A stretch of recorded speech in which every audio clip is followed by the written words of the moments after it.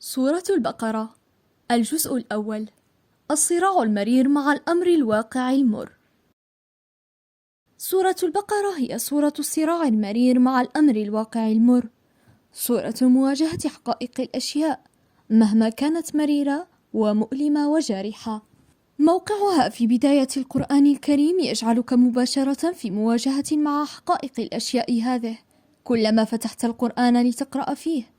لا شيء يزيف صعوبة الواقع ويجمله، ولا شيء يقول لك إن الأمر استثنائي وإنك تعيش في مرحلة سيئة بتفرد ويجعلك تحن لزمان آخر.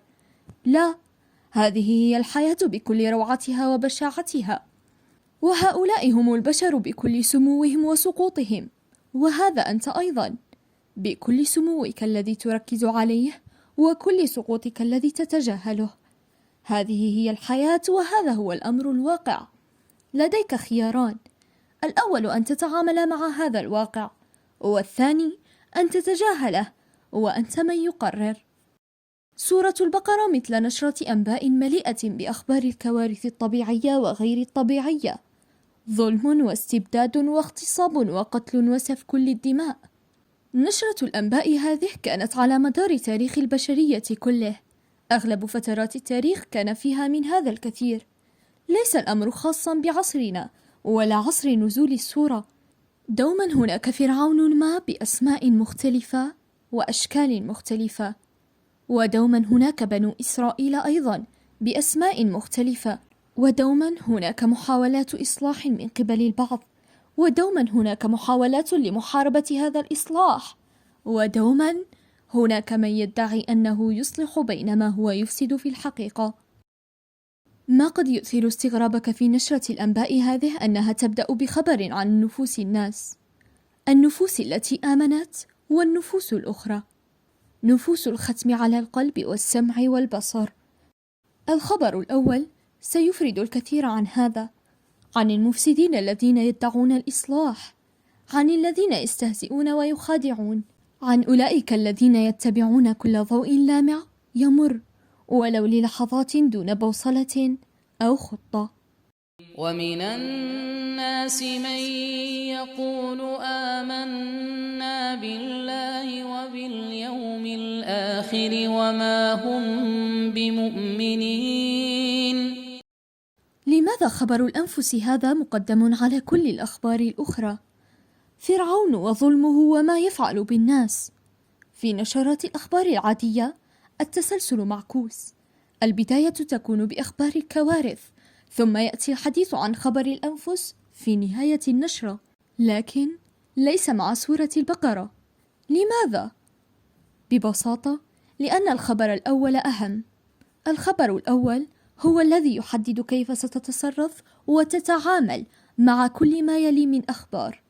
الخبر الأول هو الذي يقول: إن كنت ستكون فرعون بطريقة ما، فرعون في بيتك مع من حولك أو في عملك أو عونا له، أو أنك ستكون في الجهة المقابلة. سترى صورا لأشخاص كثيرين في الصورة، أشخاصا عرفتهم وخبرت طباعهم. سترى في سورة البقرة أشخاصا يبيعون كلام الله بثمن بخس، تراهم كثيرا للأسف في الواقع. وآمنوا بما أنزلت مصدقا لما معكم ولا تكونوا أول كافر به ولا تشتروا بآياتي ثمنا قليلا وإياي فاتقون. فويل للذين يكتبون الكتاب بأيديهم ثم يقولون هذا من عند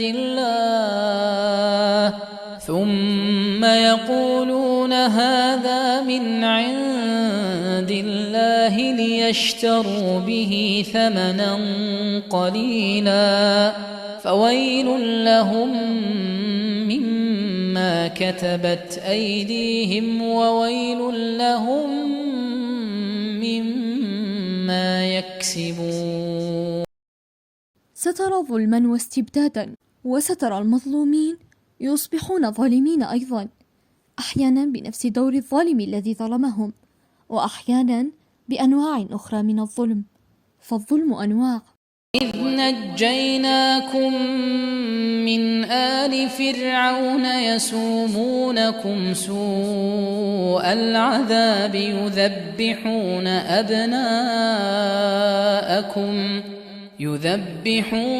أبناءكم ويستحيون نساءكم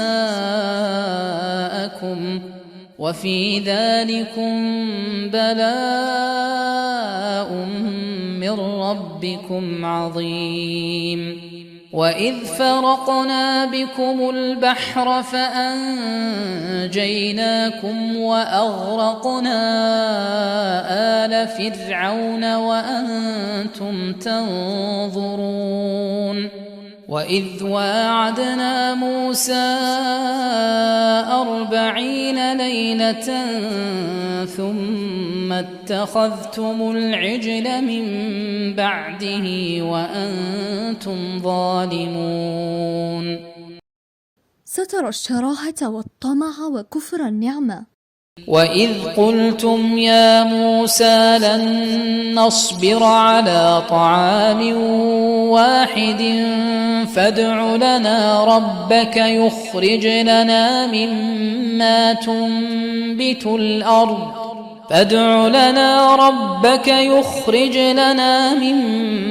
تنبت الأرض من بقلها وقثائها وفومها وعدسها وبصلها. وسترى القلوب القاسية أشد قسوة من الحجارة، رأيتها في الواقع كثيرا، أو على الأقل سمعت عنها. ثم وصفتها لك سورة البقرة. ثم قست قلوبكم من بعد ذلك فهي كالحجارة أو أشد قسوة وإن من الحجارة لما يتفجر منه الأنهار وإن منها لما يشقق فيخرج منه الماء وإن منها لما يهبط من خشية الله وما الله بغافل عما تعملون. وسترى من يقول لن يدخل الجنة سوانا، احتكرها لمن يشبهه ويوافقه. وقالوا لن يدخل الجنة إلا من كان هودا أو نصارى تلك أمانيهم قل هاتوا برهانكم إن كنتم صادقين. وتستغرب من تشابه المنطق مع من تراهم حولك وينادون بنفس الأفكار وإن كانت مع أسماء أخرى. هل هو التاريخ يكرر نفسه؟ أم هي الطبيعة البشرية تقع في نفس الأخطاء مرة بعد أخرى؟ ولن ترضى عنك اليهود ولا النصارى حتى تتبع ملتهم قل إن هدى الله هو الهدى ولئن اتبعت أهواءهم بعد الذي جاءك من العلم ما لك من الله من ولي ولا نصير. تأخذنا السورة أيضا إلى خبر آخر من الأنفس. كل فئة لن ترضى عنك إلا إذا أصبحت تابعا لهم تماما، تندمج بهم دون حدود في الهوية، تميزك وتحمي تميزك. لكن هل رضاهم مهم أساسا؟ لا تريد رضاهم، تريد رضا ربهم وربك ورب الجميع، وكل ما تطمح منهم هو أن يتقبلوك فحسب، لا أن يرضوا عنك. تذكرك سورة البقرة أيضا ألا تفرح كثيرا بقائمة عيوب بني إسرائيل أو سواهم. يمكن أن ما رأيته فيهم ينطبق عليك دون أن تنتبه. ربما أنت من تخطر في ذهن أحدهم عندما يقرأ سورة البقرة. انتبه لذلك، انظر لعيوبك قبل عيوب الآخرين. عيوب الآخرين هم أولى بإصلاحها، أما عيوبك فهي في متناول يدك. أم أنها أصعب من أن تكون كذلك؟ مع كل ذكر لبني إسرائيل، السورة لا تتحدث لك عنهم لمجرد الحديث التاريخي عنهم، بل لأنهم النموذج الذي يمكن أن ننزلق جميعا إلى تكرار أخطائهم. ولو دققنا قليلا فينا لوجدنا أن ذلك حدث ويحدث فعلا. من العجل الذي أشرب في قلوب البعض، كما أشربت أشياء أخرى، إلى رؤية الله جهرة، كل ذلك بمعان وأسماء مختلفة. حتى التيه الذي دخله بني إسرائيل، يبدو أننا قد دخلنا في تيه مماثل، أو أن بعضنا على الأقل قد فعل.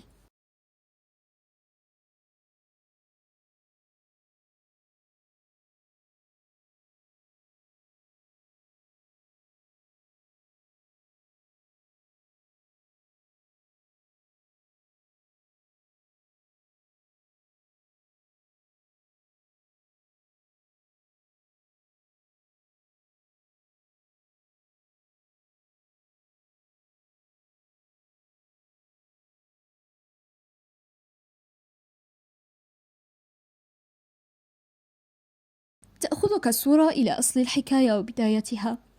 سترى آدم وهو يتسلم منصب الاستخلاف، والملائكة تتساءل عن أهليته للمنصب، وتلمح إلى إمكانية أن يسفك الدم.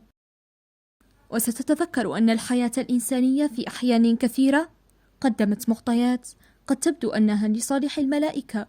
في تساؤلهم هذا، يكاد الواقع المعاصر يكون مصادقا لما قالته الملائكة، أو على الأقل هذا ما يبدو لنا الآن. ولقد عهدنا إلى آدم من قبل فنسي ولم نجد له عزما وعصى آدم ربه فغوى ثم اجتباه ربه فتاب عليه وهدى قال اهبطا منها جميعا بعضكم لبعض عدو فإما يأتينكم مني هدى فمن اتبع هداي فلا يضل ولا يشقى. سترى آدم يزل، ومن ثم يتوب ويهبط إلى الأمر الواقع، وسترى أبناءه بعضهم لبعض عدو حتى الساعة. وسترى نفسك في زلة أبيك آدم، أنت أيضا زللت وأخطأت وهبطت مما يجب أن تكون عليه إلى واقعك الذي تعلمه جيدا، فهل تبت؟ قصة سيدنا آدم هي قصتنا جميعا، نحملها معنا أينما كنا. إنها حكاية كل يوم التي تتكرر بأشكال مختلفة. المهم في الأمر هو كيف تنتهي هذه الحكاية. قال موسى لقومه إن الله يأمركم أن تذبحوا بقرة قالوا أتتخذنا هزوا قال أعوذ بالله أن أكون من الجاهلين. ستلفت نظرك البقرة هنا. ما الذي جاء بها إلى هنا؟ ولماذا هي مهمة لهذه الدرجة بحيث إن السورة أخذت اسمها؟ ستتأمل في الحكاية. الله يأمر بذبح بقرة، أمر بسيط واضح، ولكن تنهال الأسئلة: لونها، وزنها، عمرها، إلى آخره. أسئلة لا علاقة لها بالمقصد من الذبح، ولكنها تعكس التنطع والتكلف في تنفيذ الأوامر الشرعية. ألا يذكرنا هذا بشيء؟ هل يمكن ألا يذكرنا هذا بشيء؟ للأسف البقرة اليوم موجودة مع كل أمر شرعي. هناك عند كل أمر شرعي من يتعامل معه كما تعامل بنو إسرائيل مع البقرة، ويسطر فيه الكتب ويبني عليه الفتاوى والخلافات والاختلافات. اسم السورة يذكرنا بالتركيز على مقاصد العبادات، يحذرنا من مخبة التكلف والتنطع بها، ونحن سقطنا في نفس الفخ بالضبط، كما لو أن الصورة توصينا بذلك. وستذكرك البقرة هنا بمشكلتنا في التعامل مع التضحية عموما. البعض يركز على التضحية، خصوصا على تضحيته هو، أكثر من تركيزه على نتائج هذه التضحية. البعض يتعامل مع تضحيته كما لو كانت منجزا عليه أن يذكره في سيرته الشخصية، حتى لو لم يحقق شيئا من هذه التضحية. أصبحت التضحية هدفا بدلا من أن تكون وسيلة إلى الهدف.